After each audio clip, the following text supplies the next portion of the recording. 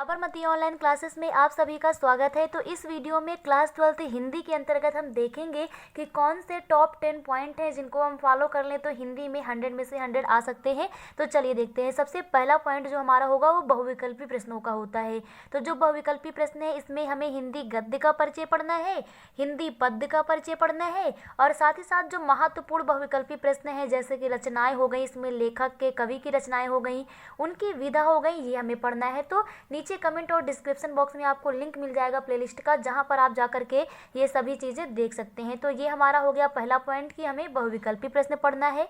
Second point देखते हैं कि कौन कौन से इंपॉर्टेंट जीवन परिचय हैं जिनको पढ़ लें तो हिंदी में काम अच्छा हो जाएगा। तो जीवन परिचय में अगर हम लेखक की बात करें तो लेखक में हमें 3 पढ़ने हैं। पहला है वासुदेव शरण अग्रवाल जी का, दूसरा है आचार्य हजारी प्रसाद द्विवेदी जी का और तीसरा है डॉक्टर APJ अब्दुल कलाम जी का। तो ये 3 जीवन परिचय हमें पढ़ने हैं लेखक का यानी गद्य में पढ़ने हैं और 3 जीवन परिचय हमें पढ़ने हैं पद्य में यानी कि काव्य में पढ़ना है।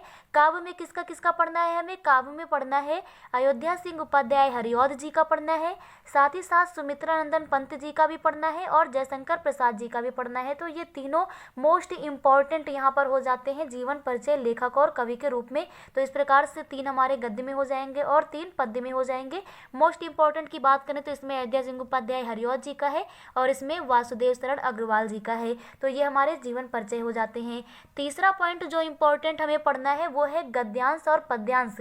अब भाई गद्यांश और पद्यांश तो नहीं छूटना चाहिए। तो गद्यांश के लिए हमें 3 चैप्टर फॉलो करना है। पहला राष्ट्र का स्वरूप पढ़ना है। क्या पढ़ना है? राष्ट्र का स्वरूप, जिसे वासुदेव शरण अग्रवाल जी ने लिखा है। अशोक का फूल पढ़ना है आचार्य हजारी प्रसाद द्विवेदी जी का और भाषा और आधुनिकता पढ़ना है प्रोफेसर जी सुंदर रेड्डी जी का। तो ये 3 हमें चैप्टर के गद्यांश पढ़ लेने हैं, यानी इन 3 चैप्टर को अच्छे से पढ़ लेना है। चैप्टर में होता क्या है, कुछ ऐसे की पॉइंट होते हैं जो उस चैप्टर में बार बार मिलते हैं, तो हमें उनको पकड़ना है ताकि कोई सा भी गद्यांश आ जाए तो हम पढ़ के समझ पाएं कि किस चैप्टर का है। पद्यांश की बात करें तो पवन दूतिका हो गया हमारा, श्रद्धा मनु हो गया और नौका विहार हो गया। ये 3 मोस्ट इंपॉर्टेंट चैप्टर हैं पद्यांश का, जिनमें से आपको एक पद्यांश देखने को मिलेगा। तो प्लेलिस्ट में आपको सभी चैप्टर के जो इंपॉर्टेंट पद्यांश है वो आप लोगों को मिल जाएगा। इसके बाद बात करते हैं, चौथा पॉइंट हमारा होता है संस्कृत का। तो संस्कृत में मुख्यतः हमें 3 चैप्टर पढ़ने हैं, क्योंकि संस्कृत में होता क्या है, एक गद्यांश का अर्थ लिखने को आता है और एक श्लोक का आता है। तो गद्यांश के लिए हमें 2 चैप्टर कवर करने हैं। कौन कौन से?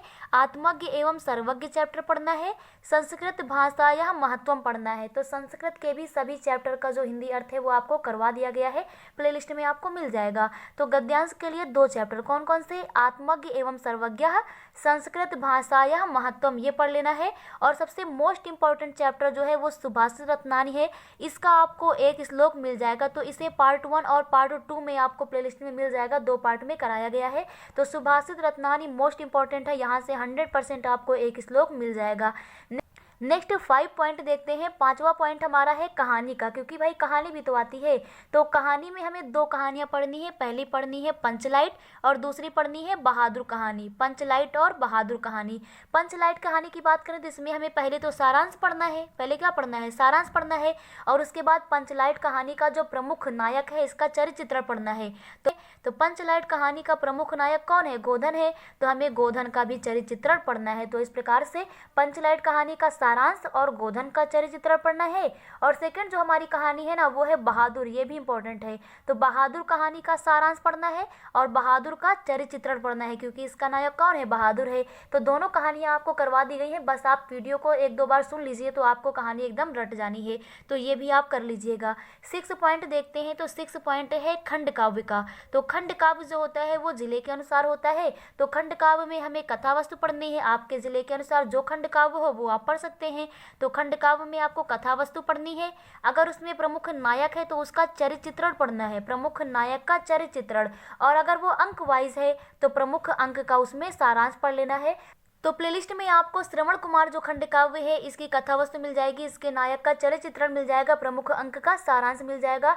अन्य खंड काव्य जो आपको आवश्यकता हो उसे आप कमेंट बॉक्स में लिख सकते हैं। तो इस प्रकार से खंड काव्य आपको तैयार करना है।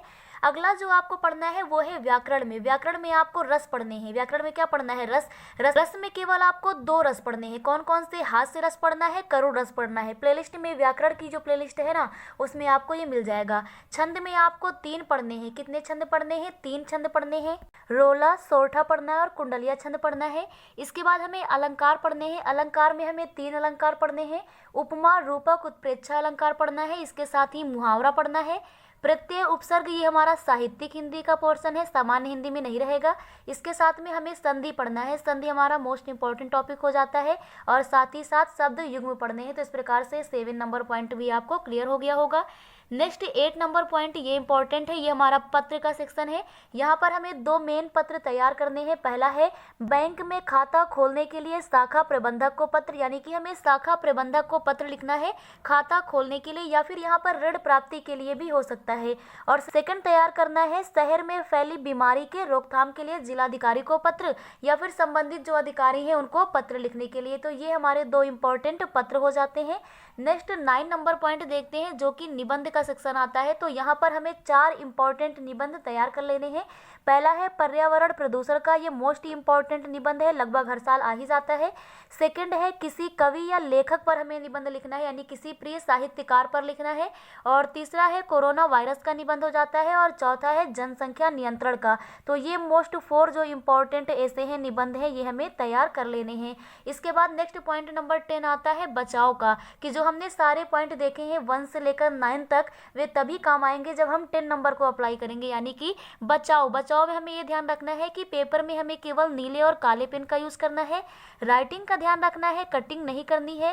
साथ ही साथ स्पीड में लिखना है, वरना आता हुआ भी छूट जाएगा। और साथ ही साथ जो प्रश्नोत्तर नंबर है उसे अच्छे से डालकर लिखें और साथ ही अंडरलाइन उसमें करें। तो इस प्रकार से ये सभी 9 पॉइंट आप लोगों को क्लियर हो गए होंगे। साथ ही जो 10 पॉइंट है हमारा बचाव का, ये भी आप लोगों को क्लियर हो गया होगा। Thank you.